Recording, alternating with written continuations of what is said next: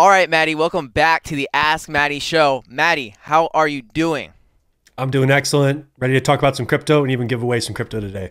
Crap, Maddie, that was a surprise. We are doing a giveaway team. So we were, if you've been around for any of our giveaways, Maddie likes to do this little wheel. He adds your guys' names to the wheel.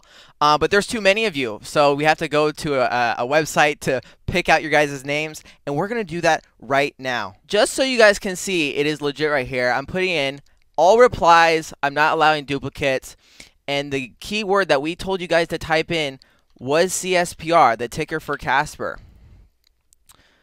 And there was 222 of you guys. Good job. Let's see what we got. Wyatt Kramer. Hey, congrats, man. Go ahead, Matt. Say something to Wyatt. Hey, Wyatt, really excited for you, man. Let's go ahead and get you that 2,500 Casper and hold on to it. Make sure you stake that up for that 10% APY and don't sell any of that for $1 or less. Absolutely, Maddie. All right. Well, we have a lot to get into the show today, team. Before we get into all the things we have to discuss, become a Crypto Charge member. You can click the link in the pinned comment below. It'll take you directly to our website. We are doing a lot of things over there, doing daily shows and all of that good stuff, education on the daily. We even have a beginner's course for a lot of you beginners that have been coming to our channel to really get integrated into crypto. So definitely take advantage of that. Swag shop.cryptocharge.com. Maddie's wearing the Crypto Charge hat today. Love to see it. And make sure you subscribe, like this video. It greatly helps our channel. But in today's show, your comments, your questions, your hot takes, we're about to get into it. Maddie, are you ready? Let's get after it. David Mora 466, is Uphold good, brother? You know, it actually breaks my heart to tell you guys what I'm about to tell you. And, I've been with Uphold since, I want to say 2017, really kind of started using them to DCA in XRP in 2018. And, I do appreciate everything they've done through the lawsuit, still offering XRP to US customers and the ability to withdraw that XRP to self-custody solutions. However, in recent days, we've seen Uphold continue to list a lot of new tokens, which can be nice, right? It's always nice to see a lot of new listings. I love it when KuCoin does it. Love seeing, a lot of new coins available on the market. What they're not doing with those new listings, including one of our favorites, Casper, is allowing us to withdraw those assets. So there's two reasons I don't like that. One, of course, I don't like not having control over my assets, right? I want to be able to take them to self-custody. I want to be able to take them to another exchange. I want to have the option to sell them or transfer them to whomever or to whatever exchange that I like, right? That's very important to me.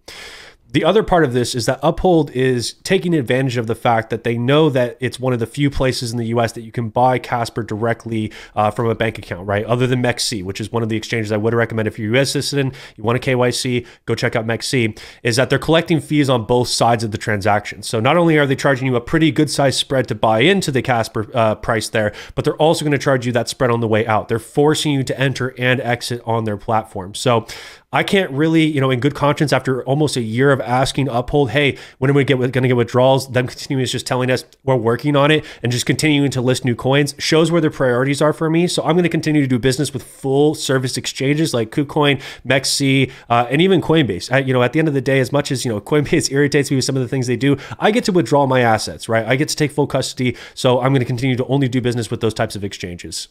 So just to be clear here, Maddie, would you say Uphold is being greedy?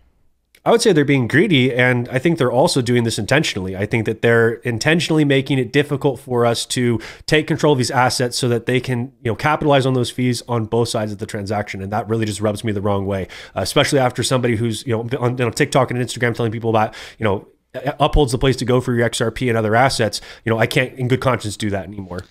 And we posted something on Instagram, and Uphold actually responded to us. Maddie, what was that response we got from Uphold? What was their excuse for saying, oh, this is why we're not listing Casper? Or we're working on it. Casper. We're working on it. We're working on it, right? And we've been getting that for a year. You guys can go look on Twitter. I comment just about every single post they make asking about Casper withdrawals, and they don't do anything about it. And it's frustrating, but at the end of the day, I'm just not going to do business with them with anything, regardless if it's XRP or any other asset. I want to sit on this topic for a little bit, Maddie, because it's kind of irked me the wrong way when I see people saying, oh, Maddie, you didn't do your research on Uphold, when that's completely opposite. Maddie, how long have you been using Uphold? Since 2017. So, I've been purchasing primarily XRP through there. A couple other assets, early on in those days. Obviously, there's other assets that I was using other exchanges to purchase on. But, I've been a customer for a very long time with Uphold. And, previously, especially when they were a much smaller exchange than they are now, their customer service was a lot better. It was a little bit more of a tight-knit experience. And as they've grown, they've kind of followed the model of some of the other greedier exchanges of, listing these meme coins as quickly as humanly possible to capitalize on that, right? Because remember, guys, exchanges don't make money based off of you guys buying and holding. They make money off of you guys trading, right? So when you buy Casper, for example, on the Uphold exchange, you don't really own the Casper if you can't withdraw it. You only own the contract price, right? So if you buy it at 4 cents, if it goes up, you of course can sell that contract to somebody else, right? But in my opinion, if you can only buy and sell with the exchange, you don't have the opportunity to send your coins to somebody else or to another entity. It's not really your assets. You only own the contract price. And again, that rubs me the wrong way. You nailed it on the head there, Maddie. Exhibit A, Pepe. They were so quick to get that on, and that was just when I saw that, I'm just like, really, guys, is that what we're going after here? It's unfortunate, Maddie. Ruval, so what would you do if you already have bought Casper on Uphold? So you got two options here, right? One is to wait it out and see if they offer withdrawals at some point and see if you can, take those to a self-custody solution like your Ledger Nano, which is always going to be my go-to. You do have the opportunity to set that up through CSPR.live, view all your Casper there, secure it with the Ledger, or there's other decentralized Casper wallets that are, again, great options for you to use. Even at the end of the day, I'd rather us be using KuCoin or MEXC, which give us the opportunity to withdraw and deposit. Again, you don't even have the opportunity to deposit Casper into Uphold, not let alone withdraw. So you don't get either of those functions. It's only buying and selling within Uphold there. So one, you can hold on to it and see if they enable them, or you can bite the bullet, which is what I did, several months ago. I haven't bought any Casper there for a very long time now. And what I recommended to most of our audience that doesn't have a huge substantial amount of Casper in there, bite the bullet on those fees, sell the Casper, buy something that's cheap to send like XLM, for example, or XRP, send that over to KuCoin or to MEXC or whatever, exchange you decide is good for you. I really love KuCoin, and then rebuy the Casper there. Does it suck? Yes. Are you going to lose a little bit of money on those fees? Absolutely. But I'd rather just not be stuck in that situation, where I'm maybe not having the liquidity I'm looking for either, right? Because that's my other bugaboo with Uphold is when you go to sell, especially during times of high volatility, their spreads are so much wider than the rest of the market. So if I go to sell, a 10,000 Casper on Uphold and 10,000 Casper on KuCoin, I'm going to get vastly more dollars for my Casper over on KuCoin. So, for everything, including my XRP, KuCoin is going to be my number one exchange I go to sell everything. Of course, I have my backups if in case KuCoin is experiencing server issues or has so much volume that they can't handle it. That's fine. But I want to have self-control over my assets so that when it comes time to sell, I can be in the most liquid marketplace. And that's really the main issue people run into with illiquid assets or illiquid marketplaces is that you see a price and you go, great, I should be receiving this much profit. But if there aren't enough buyers and sellers on both sides and the liquidity pool isn't deep enough, you're not going to get the price that you're seeing. You're going to get a much lesser price. So again, I think it's worth the short-term pain, the short-term cost of getting out of Uphold to have the opportunity to earn more money when you do sell at the top or at our targets, right, on a different exchange. Hambone Brown. So I have XRP on Uphold. Where would be another place to buy XRP that I can trade daily? Haven't tried on Uphold yet, just holding. Cool. So if you haven't jumped into Uphold, no need to, right? We kind of covered this towards the top of the episode here. My main way that I go about buying my assets is the Coinbase on-ramp. So I don't do any of my trading on Coinbase. What I basically do is I take my dollars and I deposit them every single month into the Coinbase exchange with my set monthly investing amount. Then I transfer that to either XLM or XRP. Excuse me, XLM because XRP is delisted. Yes. Once I have the seasoned funds, right? So I want to take a step back here. When you guys deposit into Coinbase, because I see this mistake all the time, if you're doing an ACH transfer, meaning it's coming from your bank account, there's generally a 7 to 9 day seasoning period before you can withdraw the assets. So immediately when you deposit, you can start trading, right? I could buy assets, I could sell assets within Coinbase, but I can't take them off exchange for 7 to 9 days. And we explain why they do this. And I know people think that Coinbase is just being, a scoundrel with this, but there's actually a reason. When you make an ACH transfer, you can dispute that with your bank, right? So you could say, hey, this wasn't me. I didn't do this. Somebody hacked into my account and deposited $5,000 into Coinbase, right? Meanwhile, if you were able to take that crypto off exchange immediately and then Coinbase gets charged back, Coinbase is now holding the bag for a $5,000 deposit and you got $5,000 worth of crypto, right? So there is a reason for this. They want that dispute period to pass so that you can't come back and say, hey, this wasn't me. Once those funds are seasoned, that's when I would recommend you buy your XLM, because you don't want to deal with price fluctuations, buying XLM immediately and then waiting those 9 days and then sending it over. So wait until Coinbase emails you and says, hey, your funds are available, then send your XLM over to KuCoin or your exchange of choice. And then you can go ahead and swap that for stable coins. It's going to save on fees, right? Because Coinbase doesn't allow you to transfer over any other networks, mostly other than ERC20 Ethereum, right? So transferring with XLM is going to save a lot of fees there. I basically do this every single month, so I don't even think about the fact that there's this 9-day waiting period, because there's always money in the hopper in KuCoin now, right? So when you get started, it's irritating. You're like, I got to wait these 9 days. But once you start it, it becomes a monthly or bi-weekly practice for you. You always should have money in the hopper if you're DCAing with your actual budget, right? There should be a little bit left over each and every time. So I'd recommend that method. I know that it can be a little bit more irritating than just depositing and trading. You're going to get better liquidity. You're going to get more pairs. You're going to have, just overall better execution. KuCoin also offers futures options. So if you're interested in going long or short, and getting paid, with leverage on that, it's another great opportunity with KuCoin. So I'd recommend, getting onboarded in Coinbase and then doing all your trading on KuCoin if possible. Absolutely, Maddie. So you've mentioned a couple different exchanges here outside of, because we're going to wrap up this whole Uphold conversation right now. Before I go any further, though, nowhere on any piece of content or on our website, Maddie, have you ever said Uphold is my #1 exchange? I put Uphold over KuCoin, over Coinbase, over any other exchange. You always used to say, my top 3 was Coinbase, KuCoin, Uphold. Is that still true to right now? No, definitely Uphold's not on that list at all. And again, the main reason I was suggesting Uphold to folks, especially for XRP, and you always had the opportunity to withdraw your XRP from the get-go, from 2017 till now, you always had the opportunity to do that. So I really didn't have an issue with that up to this point. The average consumer is not willing to go through the extra steps that I just mentioned of depositing and then buying on another exchange. They're not willing to go through the extra steps. So if someone wanted to get into XRP, I would rather them say, hey, I'll buy a little bit of XRP here on Uphold that I can use my debit card or bank account for directly, than not get into XRP at all. But again, it's, there's always a cost for convenience, right? And that cost ends up being very high with both the spreads and fees, and with other assets not being able to withdraw and deposit, that's also an issue, right? So again, I would not recommend Uphold. There's so many other solutions to get around it.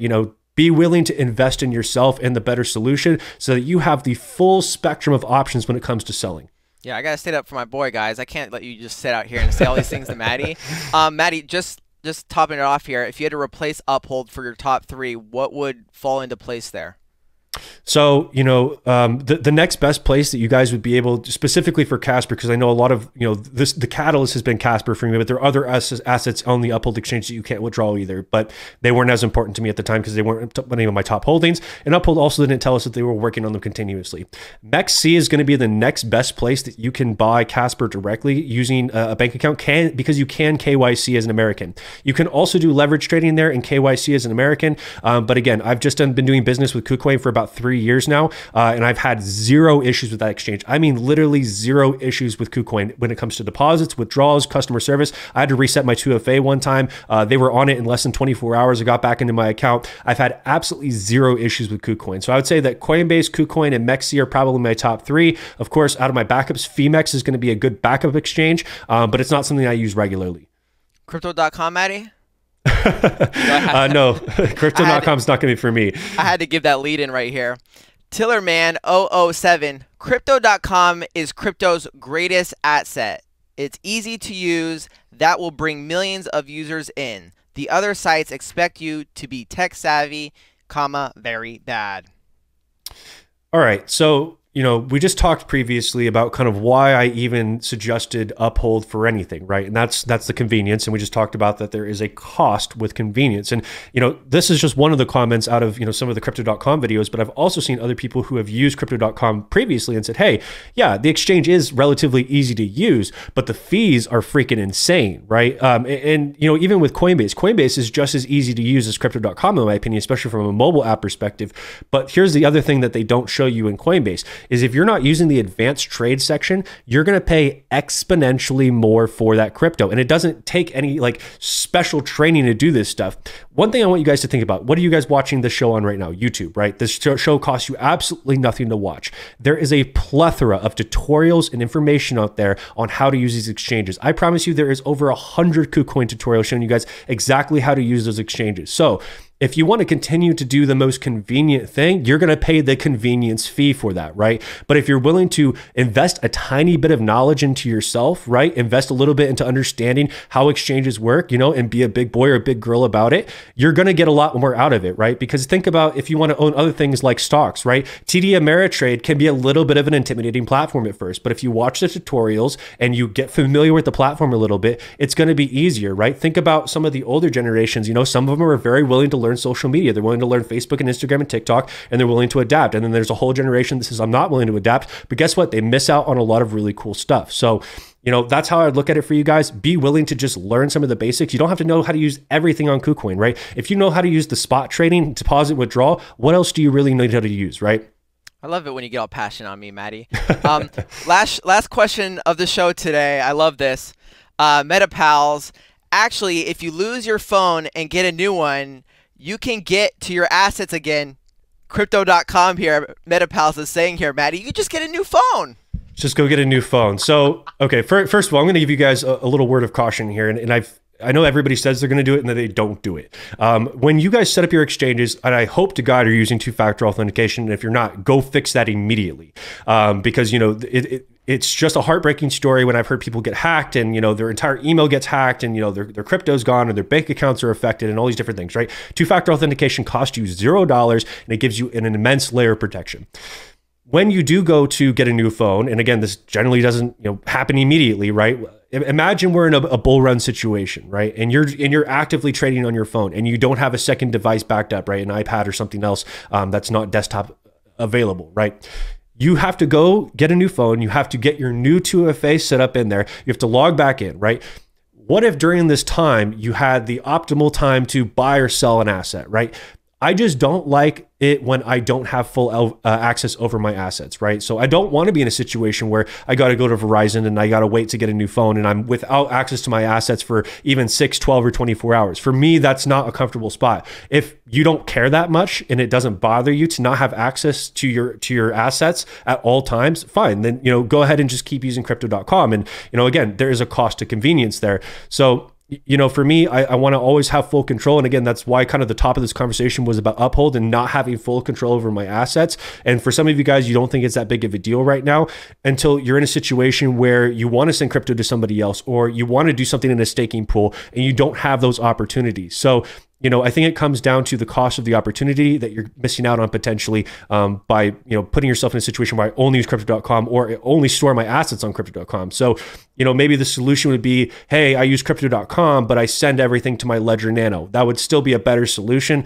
I would just rather use an exchange where I'm going to be able to have desktop access or phone access. So while I'm waiting to get my new phone tomorrow or whatever, you know, what if you break your phone in the middle of the night, right? Now you literally have to wait till the middle of the morning, and we know how crazy bull runs can get. So again, we are talking about an extreme situation here. It just comes down to the peace of mind and having full control. We are talking about extreme situations here, Maddie, but we are talking about our digital assets and our investments, and this is something to take serious. Like when people talk about, you know, I know everyone can't afford a PC that, you know, me and Maddie built, you know, with our bare hands, but like seriously guys, like imagine these scenarios that could potentially pop up, and especially when we're talking, this show we just talked about was a lot about exchanges, and I can't imagine, it's so foreign to me how people buy and sell crypto on their phone and are only on one exchange, Maddie. Like that is so foreign. Right. You know, give yourself options, give yourself room to breathe. And, you know, I think about my digital assets like I do money. I think about it like my bank account. If my only option to get into my Wells Fargo account was my one and only phone that I had, that would absolutely freak me out, right? But I have multiple points of access, so it doesn't bother me, right? I could get on this desktop. I can get on a desktop that doesn't belong to me. I could go to an ATM. I could go to a branch, right? I have multiple points of access to get back into my assets, right? So I would, you know, want to feel just as comfortable with all my digital assets to have the same level of control and access. Absolutely, Maddie. Well, that kind of wraps up today's show, team. And you better be ready for next show because a lot of things have transpired this past week. Maddie did an excellent swing trade. We're going to get into the next show, so you're going to want to subscribe to see it. But I just wanted to, like, give you a little preview, give you a little hint. But Maddie's been making some trades, guys, so you're definitely going to stay tuned for that. Maddie, anything to leave the team with today? Again, guys, just make sure you're staying safe out there. And I know that especially with meme season kicking up and everything, there's so many new coins coming out. Don't feel like that you need to jump on every coin. I've talked previously about my thoughts and feelings about meme coins. And, if you want to put a little bit of money into it, like you would at a roulette table or blackjack table, that's fine. It's your money. You decide what you want to do with it. It's okay to have some fun, right? But just understand, like we talked about previously, there can be liquidity issues. There can be just a straight up rug pull. So every dollar you do invest in during this meme season, and they're in assets that are not utility-based tokens that that you wouldn't put the same faith in, like something with XRP or Casper or Bitcoin, invest accordingly. Absolutely, Maddie. Words of wisdom. Wyatt Kramer, we're going to be reaching out to you. Maddie's going to send over that crypto, that Casper. I'm very happy to see how that works out for you. Maddie, thanks again for being so generous. And that's all we have for today, team. Until next time, see ya.